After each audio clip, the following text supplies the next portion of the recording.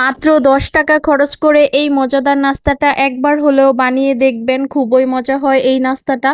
এই তো এখানে আমি 10 টাকা প্যাকেটের চকোফান বিস্কুট নিয়েছি 1 প্যাকেট। এখন দিয়ে দিলাম পানিতে, পানিতে দিয়ে এগুলো হ্যান্ড উইক্সের সাহায্যে একটু ম্যাশ করে নিব ভালোভাবে, যেন কোনো দানা দানা না থাকে। এই তো আমি এখানে ভালোভাবে ম্যাশ করে নিচ্ছি। এই পর্যায়ে এসে এখানে দিয়ে দিব ডালের চামচ দিয়ে 1 চামচ আটা। কতটুকু আটা নিয়েছি সেটা আমি বুঝাতে পারবো না বলে, মানে আমি মেপে দেইনি। এরকম ডালের চামচ দিয়ে 1 চামচের মতো করে দিয়েছি। আর সাথে দিয়ে দিব অল্প একটু লবণ, কোনো প্রকার চিনিও লাগবে না। এই তো চলে আসলাম রান্নায়। এখন কড়াইয়ে দিয়ে দিচ্ছি ঘি। আপনাদের বাসায় ঘি না থাকলে অবশ্যই এখানে সয়াবিন তেল দিয়ে রান্নাটা করে নিতে পারেন।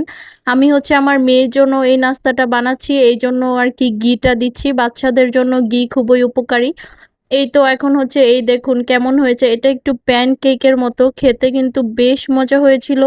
আপনারাও চাইলে একদিন ট্রাই করতে পারেন। এই তো আমি 10 টাকার 1 প্যাকেট বিস্কুট দিয়ে 2টা বানিয়ে নিয়েছি। আপনারাও চাইলে এরকম 2-3 প্যাকেট বিস্কুট দিয়ে একবার হলেও বানিয়ে দেখতে পারেন, খুবই মজা ছিল। Thanks for watching my video.